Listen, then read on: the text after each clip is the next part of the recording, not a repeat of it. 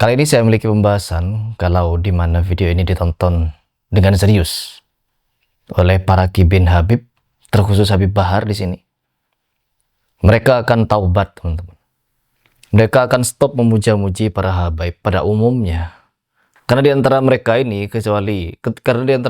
selain mereka pinter nipu orang di dalam ceramah-ceramahnya, mereka juga pinter memanipulasi oknumnya meskipun banyak. Nah, dan sekarang teriak-teriakan mereka kalau di tubuh mereka mengalir darah Nabi itu. Karena di dalam tubuh kami mengalir darah suci kakek kami Rasulullah. Hanya untuk mendeklarasikan betapa bodohnya mereka di dalam mengaku-ngaku sebagai cucu Nabi. Kenapa? Saya memiliki fakta di sini yang dimana Habib Bahar mulai percaya diri akan melakukan tes DNA. Dan hasilnya, teman-teman, sangat mengerikan.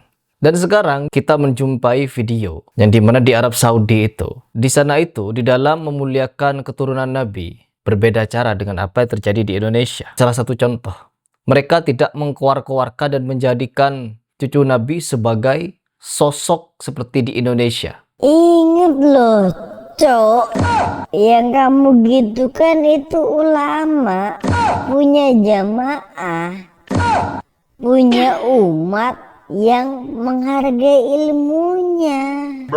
Dipayungi tornado dan lain sebagainya. No, beda. Kalau di sana benar-benar dimuliakan dan benar-benar diidentifikasi bahkan dengan tes DNA.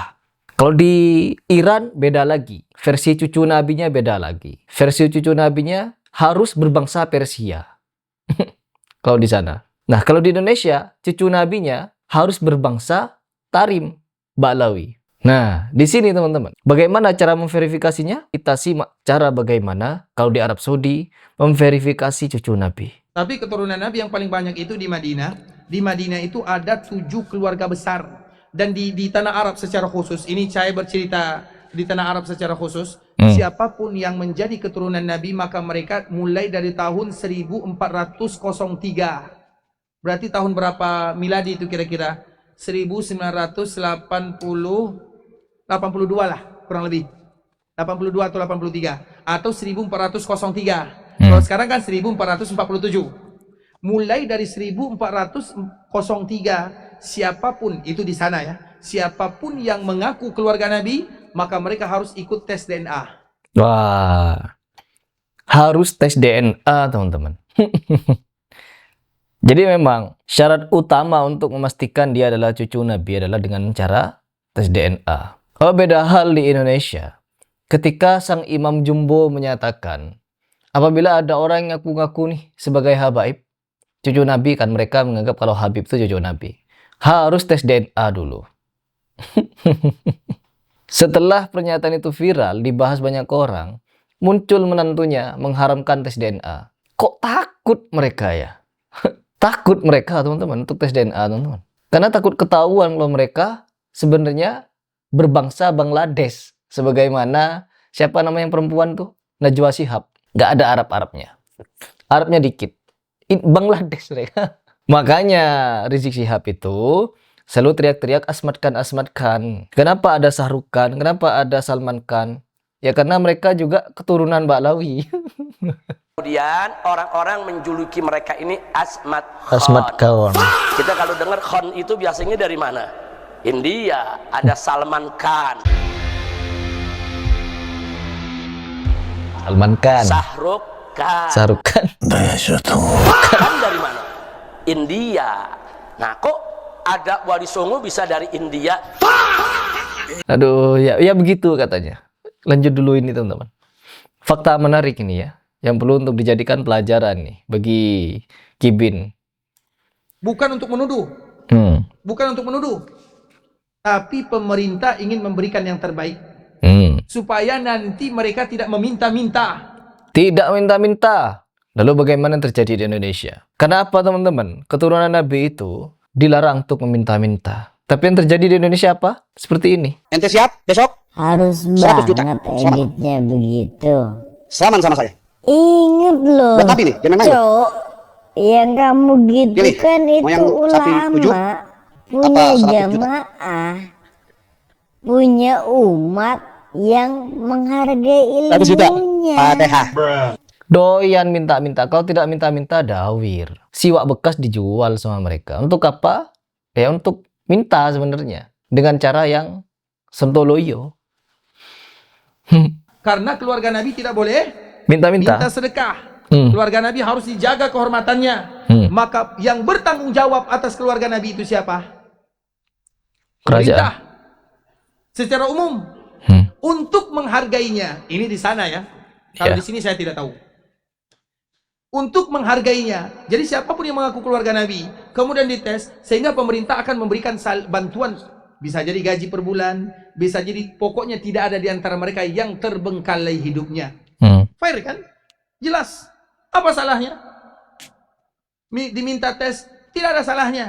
Yang mau tes silakan, yang tidak juga tidak menjadi masalah. Tidak akan merubah keturunannya selama-lamanya. Yang ikut tes untuk menjaga sahaja.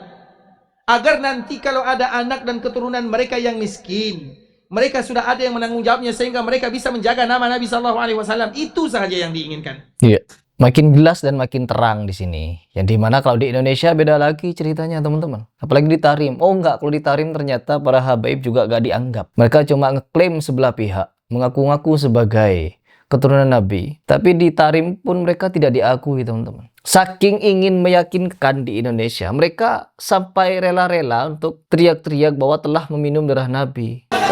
Ingat loh, Cok. Dan saya dan Yang Amin kamu dan Nabi gitu kan dan itu istri telah meminum ulama. darah Rasul Punya Sallallahu Alaihi Wasallam jamaah. sebentar lagi. Punya umat yang menghargai ilmunya. Sudah teriak-teriak seperti itu minum darah Nabi. Tapi masih saja orang seperti Bahar Smith, kalau ingin tes DNA, disuruh gali makam Nabi untuk mengambil sampel darahnya. Anak yang duluan mau tes DNA, tapi ya dengan beberapa syarat. Syarat pertama, apakah bisa mereka yang meminta itu menggali kubur Rasulullah untuk mengambil darah Rasulullah? Ini bukti ketakutan dan kebodohan mereka. Bodoh secara terang-terangan tapi masih dianggap sebagai ulama. Bodoh, dungu, tolol secara terang-terangan tapi masih dianggap ulama. Nipu orang masih dianggap ulama. Maaf kata-kata saya kasar karena memang kata-kata ini yang pantas untuk diucapkan kepada para penipu yang terang-terangan tapi masih dianggap ulama oleh mukibinnya. Ketika Bahar Smith ini, saya akan jadi orang pertama yang tes DNA. Asal dengan syarat, gali kuburan Nabi. Untuk apa gali kuburan Nabi? Ambil sampel darahnya. Padahal mereka punya sampel darah yang mereka yakini sebagai darah Nabi. Oh, jangankan darah, keringat, ekstra keringat mereka punya. Rambut, oh bermacam model rambut mereka punya. Ada yang sehelai, ada yang segulung, ada yang sekian-sekian. Kemana-mana rambut Nabi dijadikan pameran sama mereka. Semua itu DNA. Kenapa ketika ditantang tes DNA malah ingin menggali makam Nabi? Ketika Bahar terkhusus ditantang untuk pembuktian tes DNA, minta gali makam Nabi. Ketika ditantang pembuktian dalil sama Harry Pras, kabur kemana-mana. Ditantang duel sekalipun kabur kemana-mana. Mau kemana Anda itu Bahar? Mau kemana Anda? Ngutus kibin ABCDE kepada Harry Pras secara media. Karena memang mereka punya mujahid medsos katanya. Jadi itu fungsi mujahid medsos. Katanya punya nyali, siap uji nyali. Diuji nyalinya sama Harry Pras, kabur tunggang langgang. Mau sampai kapan? Kasihan umat muslim di Indonesia banyak terbodoh-bodohi oleh orang semacam ini. Semoga banyak yang semakin sadar. Yang tidak sadar, kalian mau kemana sebenarnya?